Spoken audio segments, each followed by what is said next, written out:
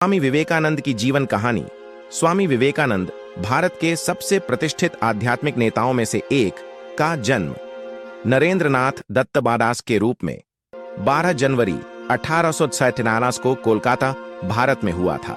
उनके पिता विश्वनाथ दत्त एक प्रगतिशील विचारक और वकील थे और उनकी मां भुवनेश्वरी देवी एक गहरी आध्यात्मिक महिला थीं। बचपन से ही नरेंद्र में तीव्र बुद्धिमत्ता, जिज्ञासु स्वभाव और जीवन और अस्तित्व के रहस्यों को जानने की गहरी इच्छा थी।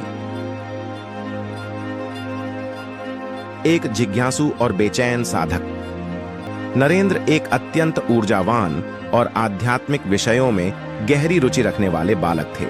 उनकी ज्ञान की प्यास अतृप्त थी और वे पढ़ाई, संगीत और शारीरिक गतिविधियों में उत्कृष्ट थे।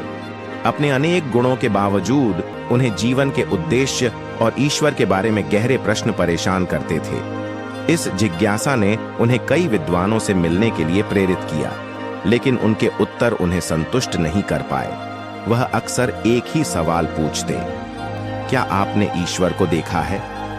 यह वही जलता हुआ प्रश्न था जिसने उन्हें महान संत श्री रामकृष्ण परमहंस ज्ञान के चरणों तक पहुंचाया।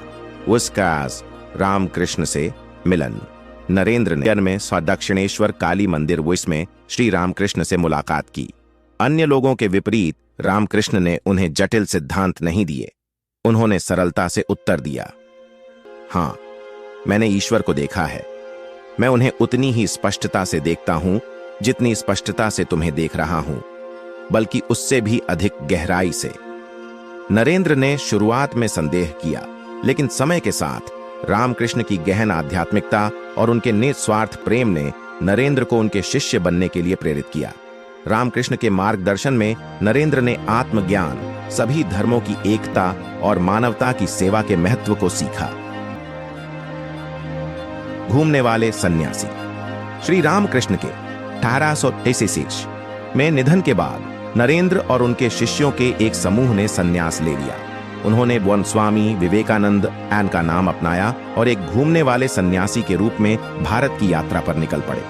अपनी यात्राओं के दौरान उन्होंने देश की गरीबी और समृद्ध आध्यात्मिक विरासत दोनों को देखा। उन्होंने मानवता को आध्यात्मिक और सामाजिक रूप से उठाने के लिए अपना जीवन समर्पित करने का संकल्प लिया।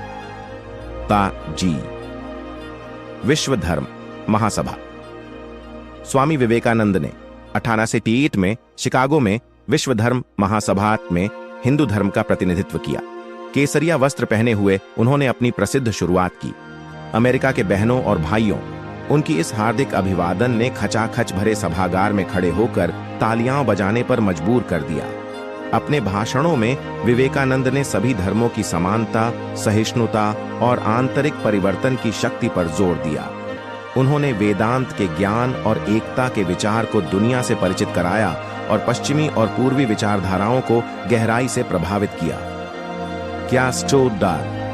रामकृष्ण मिशन की स्थापना। भारत लौटने के बाद स्वामी विवेकानंद ने 1889 में रामकृष्ण मिशन की स्थापना की। इस संगठन का उद्देश्य शिक्षा, स्वास्थ्य सेवा और आध्यात्मिक जागरूकता को बढ़ावा देना था। यह मिशन प्राचीन भारतीय ज्ञान और आधुनिक जरूरतों के बीच एक सेतु बन गया। बंदरवार, शिक्षाएं और दर्शन। स्वामी विवेकानंद के संदेश सरल लेकिन गहरे थे। 1. उठो, जागो और तब तक मत रुको जब तक लक्ष्य प्राप्त न हो जाए। 2. मनुष्य की सेवा ही ईश्वर की सेवा है। 3. अपने ऊपर विश्वास करो और अपनी अनंत क्षमता को पहचानो। उन्होंने आत्मनिर्भरता, चरित्र निर्माण और आत्मा की पहचान के महत्व पर जोर दिया। अंतिम वर्ष और विरासत पानी। स्वामी विवेकानंद का 4 जुलाई 1902 को केवल 29 वर्ष की आयु में निधन हो गया। वह ध्यान में लीन होकर परम शांति में समा गए। अपने छोटे जीवन के बावजूद उनकी प्रभावशाली उपस्थिति हमेशा के लिए जीवित है। उनके जन्म दिवस 12 जनवरी को भारत में और राष्ट्रीय युवा दिवस कामरान के रूप में मनाया जाता है। आज स्वामी विवेकानंद को एक आध्यात्मिक प्रकाश स्तंभ, सामाजिक सुधारक और भारत के सांस्कृतिक और आध्यात्मिक पुनर्जागरण के प्रतीक के रूप में याद किया जाता है। उनकी शिक्षाएं दुनिया भर में लोगों को आत्म सुधार और मानवता की सेवा के लिए प्रेरित करती हैं। यह है स्वामी विवेकानंद की कहानी, एक सन्यासी जिसने न केवल भारत बल्कि पूरी दुनिया को आध्यात्मिकता और सभी सृष्टि की एकता के अनमोल सत्य से जागृत किया।